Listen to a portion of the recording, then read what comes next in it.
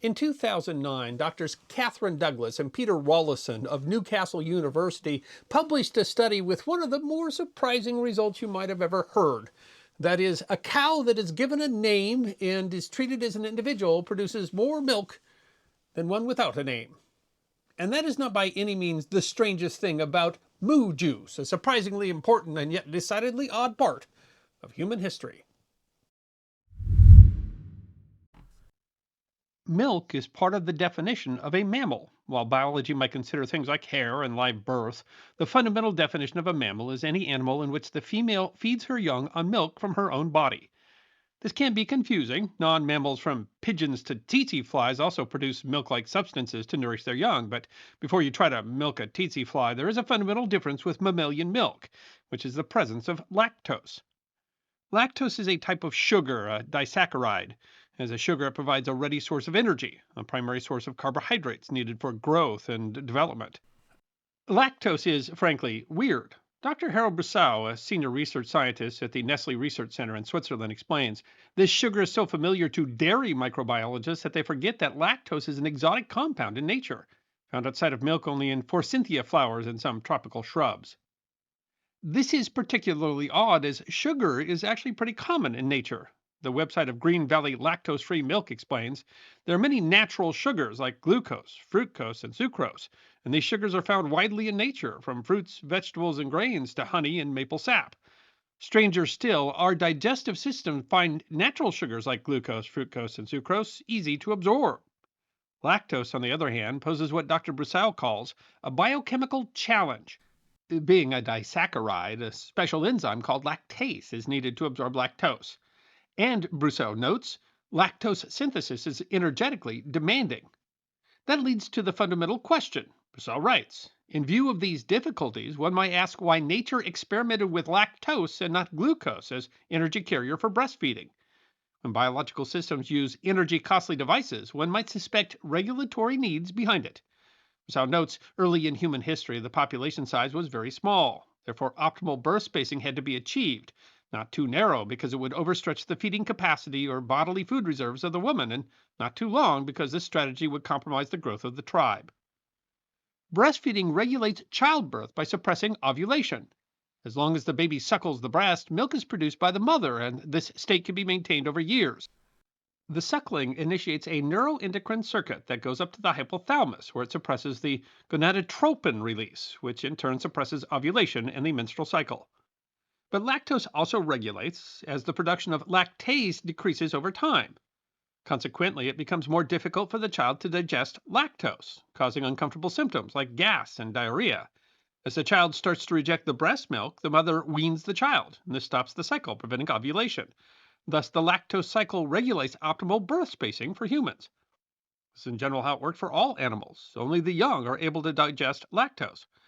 Which then makes it even more weird that we drink the lactose-laden milk of other mammals, such as cattle, goats, buffalo, camels, and sheep. The whole point is that mammalian milk isn't supposed to be digested after childhood. The domestication of goats and sheep, and later cattle and camels, all animals used for milk, in general occurred during the Neolithic Renaissance, the period where swaths of humanity, beginning in the Fertile Crescent, began to shift from hunting and gathering to semi-permanent communities. In fact, Brussow doesn't define the revolution from where we lived, but to how we lived. It was, he argues, the transition from food collection to food production. At roughly the same time, people were domesticating grains like wheat and barley, as well as other early crops, including lentils, peas, chickpeas, and flax for agriculture. Animals were domesticated for many uses, as beasts of burden, for their leather, and as food.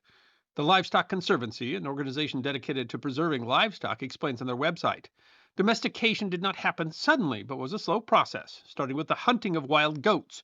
Gradually, communities started herding their prey, then managing and breeding them. Domestication made sense for many reasons. For example, the climate in East Africa. In 2023, National Geographic quoted Fiona Marshall, an archaeologist and professor emerita at the University of Washington in St. Louis. The Sahara was drying, and the less rain you have, the more unpredictable it is. So it makes much better sense to move animals where the food is than wait for it to come to any other place. National Geographic also gives the example of the Asian steppe. The steppe is a highway that connects Europe to East Asia, just a continuous stretch of grass, if you can survive there. says Christina Warner, a Harvard anthropologist who researches early human foods and the microbiome. The short growing season made it difficult to farm, but herds of sheep and other ruminants could feast on the grass and convert it into food for people, including milk. And once domestication starts, dairy culture also starts to make sense. Brousseau explains even when accounting for the lower productivity of prehistoric cows and the milk needed for raising the calves, it was estimated that about 200 kilograms of milk were then a surplus per cow and per weaning period. Over a 10-year period, more calories could be extracted from the milking cow than contained in its body mass. And you could still kill the bull calf and finally also the milking cow when milk productivity decreases with age. Economically, dairy culture makes a lot of sense. National Geographic notes, it's not mysterious while we might want to. Drinking milk has a lot of benefits, especially when food is scarce. Herds of sheep, goats, and cattle are a mobile and renewable source of nutrition and clean, drinkable liquid, able to thrive in environments where humans otherwise do not. But that leaves a conundrum, Rousseau notes. How does this emergence of dairy culture fit with lactose intolerance that develops in humans after the weaning period? Milk could not have been easily digestible for the early farmers. Because of that very problem, many scientists have theorized that there were a few millennia in between domestication of animals and their exploitation for secondary uses that did not require killing the animal, like wool and milk. Professor of biochemistry Richard P. Evershed sought to answer that question by analyzing early pottery vessels. His work was published in a 2008 edition of Nature. Evershed's results showed signs that milk was being collected 9,000 years ago. That is within a millennium of domestication. In fact, he concluded they were probably milking before the invention of pots. So, how is it that people were consuming dairy without the ability to digest lactose? Early on, Brousseau speculates, and there is growing evidence to support his claim, humans first needed to domesticate yet another type of creature, lactic acid bacteria, which could be used to ferment milk into cheese and yogurt, which lasts longer and is lower in lactose.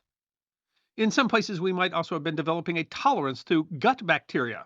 Harvard anthropologist Christine Warner looked at milk proteins preserved in dental calculus to try to determine when people started drinking milk in Mongolia. The work was published in the Proceedings of the National Academy of Sciences in 2018. Among the findings was that people who live in the countryside seem to process lactose more easily than those who live in cities. The gut microbiome bacteria may be assisting, she says. Well, that's not surprising, as people might have had to develop similar changes in gut bacteria to digest the starches in wheat. People also may simply have moderated intake as part of a diverse diet. Calories may have been important enough that consuming milk was worth the discomfort. In 2022, Scientific American quoted Mark Thomas, an evolutionary geneticist at University College London. If you're healthy, you get a bit of diarrhea and you get cramps and you fart a lot. It's unpleasant, but you're not going to die. But at some point, around 6,000 years ago, humans in parts of the world, particularly Europe, started to change as people started to develop lactase persistence. They gained the ability to continue to produce lactase. Well, how did this happen, and why did it take so long to occur after people began consuming milk? Scientific American looked at Evershed's work to find some answers. In brief, they argue that likely some people always had a degree of lactase persistence, but most of the time it didn't make a significant difference. However, the researchers proposed that the consequences of milk drinking among lactose intolerant people long ago would have been much more severe for those who were in ill health as a result of famine or infection. Fluid loss through diarrhea contributes to deaths through malnutrition and infection, especially in places with poor sanitation. The researchers' model found that lactase persistence was more likely to occur in ancient populations exposed to animal pathogens and famine than in those exposed to other factors examined. The team proposes that natural selection for lactose tolerance was turbocharged during such periods, when lactose intolerant individuals would have been more likely to die than people who lacked the suddenly beneficial gene variation. So we were consuming dairy for millennia before the lactase persistent genes became common, because lactose intolerance was only a small disadvantage. But when we hit hard times, when lactase persistence was more critical to survival, simply put, more of those with that gene lived to have children. Scientific American concludes, the variant that most people of European ancestry carry is one of the strongest examples of natural selection on the human genome. This suggests that milk actually changed humanity, but also that milk helped humanity survive difficult times. It also explains why lactose intolerance has survived. In fact, a 2017 study published in The Lancet concludes that an estimated 68% of the global human population lack the gene for lactase persistence. Inability to digest lactose is actually the norm, even among many societies that include dairy as a significant part of their diet. If the idea that our food physically changed our genetic makeup is surprising, it shouldn't be. The Livestock Conservancy notes that the same was true of domesticated grains. As agricultural communities developed and cereals became a common staple for people and livestock, both humans and goats developed resistance to fungal toxins present in grain. So, milk was an essential part of early civilization. Dairy was an important part of the diet in ancient India, China, and later Japan, but milk was consumed differently in some places. EmpireRome.com writes that milk in ancient Rome was mainly used for making cheeses and medical purposes only. Milk was also considered an uncivilized drink, hence why Romans did not drink it unless it was necessary. It is believed the lower classes and slaves drank goat milk for subsistence, but in limited quantities. The website medievalrecipes.com notes that fresh milk was not common in medieval recipes. It was an important source of animal protein for many people who could not afford meat. However, plain fresh milk was not widely available, nor was it consumed by adults in general. Milk was actually reserved for the sick and very poor, and most often for the very young or elderly. It was combined with eggs and heated up to be a thick mixture. The medieval term for it was coddle. Most people drank buttermilk or whey or milk that was soured or diluted with water. In any case, because of its perishable nature, most dairy was consumed as a fermented product, as cheese or yogurt or butter, which lasted longer. Milk was primarily consumed on the farm shortly after being harvested through the 18th century. Raw milk can pass a host of diseases, including typhoid fever, scarlet fever, tuberculosis, and diphtheria. The U.S. Department of Agriculture notes that in rural America, milk and milk products were made primarily for home or local use. Daniel Fernandez wrote in Scientific American in 2018, for most of history, humans weren't interested in the direct consumption of animal milk. Instead, the early milkers of the Fertile Crescent transformed it into sour yogurt, butter, and cheese. The hot climate caused milk to quickly spoil. That is, while milk has been part of the human diet for thousands of years, Scripps News Service noted in 2023, modern milk consumption is a product of the last 150 years. As population moved into the cities during the Industrial Revolution, the industrialization of milk was not exactly wholesome. Fernandez writes, sold by firms hoping to maximize their profits, so-called swill milk came from dairy cows that were fed the steaming remains of grain distillation. These cows lived in nearby stables in miserable conditions. Most only survive for only a few months and produce a sickly bluish milk. To mask this ghastly color, the distilleries added chalk, eggs, flour, water, molasses, and other substances. Local distributors then purchased this toxic concoction from the distilleries and brazenly marketed as pure country milk. An editorial at the time lamented, for the midnight assassin, we have the rope and the gallows. For the robber, the penitentiary. But for those who murder our children by the thousands, we have neither reprobation nor punishment. The deaths of two-thirds of the children in New York and Brooklyn could be distinctly traced to the use of impure milk. And it wasn't only New York. Fernandez explains thousands of children from Boston to Chicago to San Francisco died each year from the contaminated swill. Fernandez wrote that public outcry eventually led many distilleries to close their deleterious dairies or, at the very least, clean up their operations. But swill milk is one example of how milk itself was not trusted off the farm. So how did that change? There were technological innovations during the industrial age. The Department of Agriculture notes that with the movement of population from the farms to the cities at the turn of the century, it became necessary to mass produce and improve the quality of milk. Significant inventions such as commercial milk bottles, milking machines, tuberculin tests for cattle, pasteurization equipment, refrigerated milk tank cars, and automatic bottling machines contributed towards making milk a healthful and commercially viable product. But it took a significant technological breakthrough to really change public trust. But pasteurization was not initially the miracle we might think of today. The website of Organic Valley Cooperative explains, Louis Pasteur's 1864 innovation first made its impact on wine and beer. It took 20 years until a German chemist named Franz von Sohet proposed applying the process to milk. And even then it was not an easy sell. Fernandez notes that there was little doubt that the process improved milk safety by eliminating the diseases that led to so many deaths. But consumers complained that pasteurized milk was flavorless. Some officials, including Harvey Wiley, then the director of the U.S. Bureau of Chemicals, also argued that pasteurized milk lost its nutritional values. It took a 1908 report by the Surgeon General to change attitudes, even though it was somewhat tepid in itself. While pasteurization is not the ideal to be sought, practically it is forced upon us by present conditions. It prevents much sickness and saves many lives. Russell Currier of the American Veterinary Medical History Society noted in a 2018 edition of the Journal of Food Protection that pasteurization reduced infectious diseases with their high infant mortality rates by half. Meanwhile, culture was changing too. Script quotes Kendra Smith Howard, an associate professor of history at the University of Albany. Milk becomes popular in the United States in the late 19th and early 20th century as a result of women shifting away from feeding infants at home. In 2015, correspondent Veronique Greenwood of the BBC noted that around the same time there was a growing interest in treating people through food, giving the sick the only purest, simplest things to eat. It was an idea espoused by John Harvey Kellogg, the inventor of the cornflake and head doctor of the famous sanitarium in Michigan, and many others like him. But Greenwood also notes that the temperance movement affected consumption. Different countries have their own interesting variations on this tale. Around the turn of the 20th century in Germany, writes University of Basel historian Barbara Orland, the advent of grown men drinking milk was closely intertwined with temperance movements, as well as with the search for simple, healthy foods. In an attempt to shift the culture of drinking beer and spirits, especially in factory workers, temperance groups opposed to drinking alcohol pressed for the serving of milk in factories. They even set up milk booths in towns, with some success. Milk was also influenced by war. Scripps notes that American efforts during World War I contributed to increased milk production too. According to Federal Reserve records, America exported more than $79 million worth of condensed milk overseas between 1915 and 1918. Author E. Melanie Dupuy explained in her 2002 History of Milk called Nature's Perfect Food that at the end of the war, there's overproduction and they're really in economic trouble. So this is really a time when the government is stepping in. Milk then starts to become associated with Americanness, right? As a kind of almost patriotic food that if you feed milk to children, they will become Americans.